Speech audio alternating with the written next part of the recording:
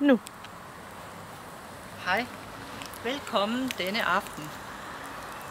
Det er en lidt usædvanlig situation, jeg står i, men det gør hele landet jo sådan set. Hele landet er nu endnu en gang draget, ikke måske lige i krig, men igen har vi en militær indsats. Det har gjort, at vi nu har en ændret situation for Danmark, og det betyder, at jeg nu er nødt til at stå frem her og åbne for ilden. Jeg står her med en stok, og den hammer jeg ned her, og det er Stoknes S.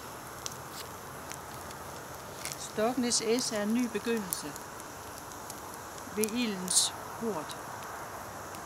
Nu hammer jeg den her i, for i Danmark, der har vi det hammer fedt. Men det er ikke alle steder i verden, at man har det. Og det kommer det her måske til at handle om. Jeg tror nok, at der kommer en eller anden besked til mig om lidt fra åndelig side, men jeg ved det ikke. Lige nu så har vi hamret sådan en pæl i på Danmark for en ny begyndelse. Jeg har selv en stok. Den står også på Stoknes S. Vi har lige været på havearbejde, og der kom den her stok pludselig frem, da de klippede grene. Egentlig så var der en lille grøn kvist herpå. Den kom jeg desværre til at tage af. Det skulle jeg nok ikke have gjort. Det virkede i hvert fald som en lidt ærgerlig ting. Jeg ved også, at jeg har haft et koncept med en masse mennesker i, og de dannede deres eget koncept, der hed Den Grønne Gren. De to ting hænger selvfølgelig sammen, fordi der sker aldrig noget andet end, at det skal ske. Og derfor er jeg nu nødt til at skal kalde folk ind igen, fordi landet har en anden situation, end det havde for få dage siden. Men jeg vil prøve at se, om ikke der kommer et eller andet fra åndelig side.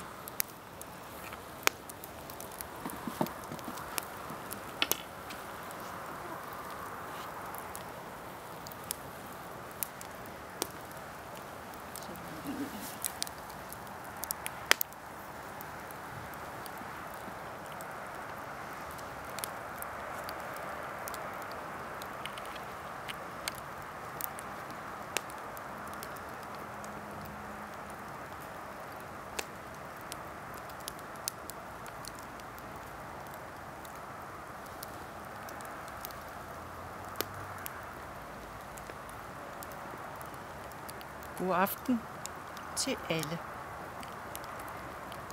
I dag er det den 20. september. Vi er i år 2014 jordisk tid.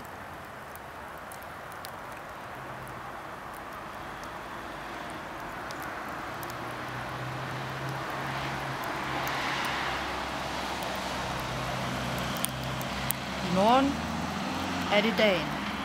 I dag er det dagen før dagen. Og hvad er det for en dag, vi venter på? Det er, at den indre juletid skal begynde.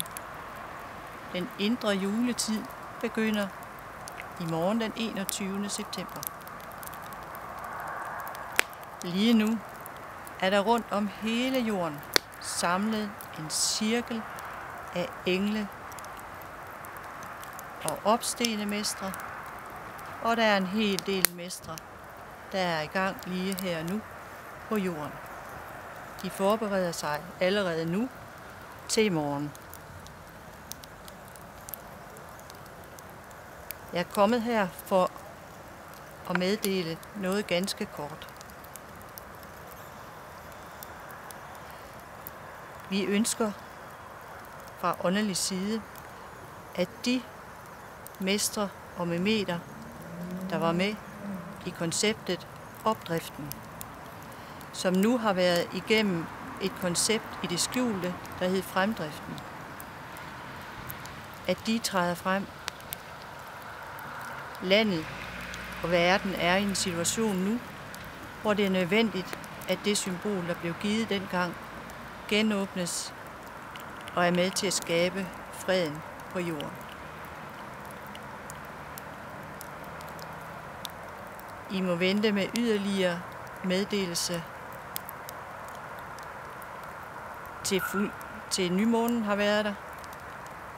Og vi beder alle, der eventuelt vil til at udregne tidspunkter, det vil altså astrologer og lignende, der betænker, hvornår det her tidspunkt er, så må I vente med det, indtil I ved, hvilket tidspunkt hjemmesiden går ud på.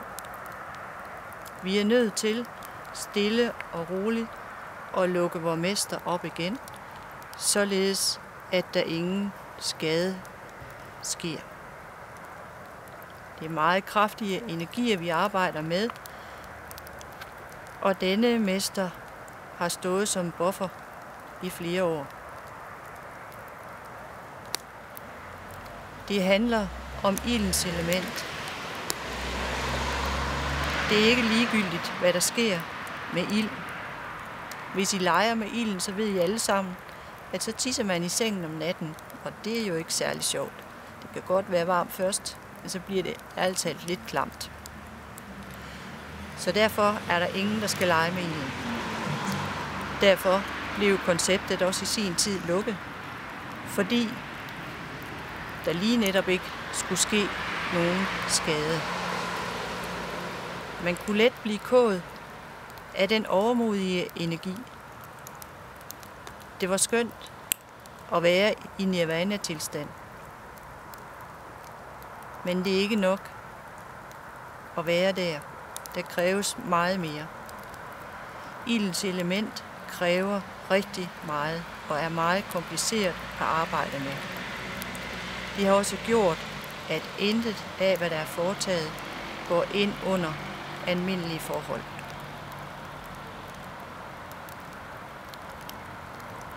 På den hjemmeside, som du forhåbentlig nu går ind og læser på, er der visse ting, som vil støde dig.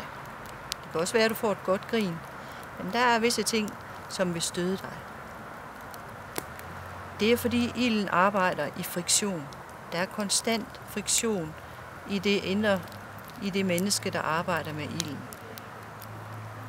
Derfor har det været nødvendigt at have en meget lang periode, hvor der arbejdes med tålmodighed. Tålmodighed er alfa og omega, når man har med ildens element at gøre. Det var alt, vi har at sige her og nu. Tak og på genhør.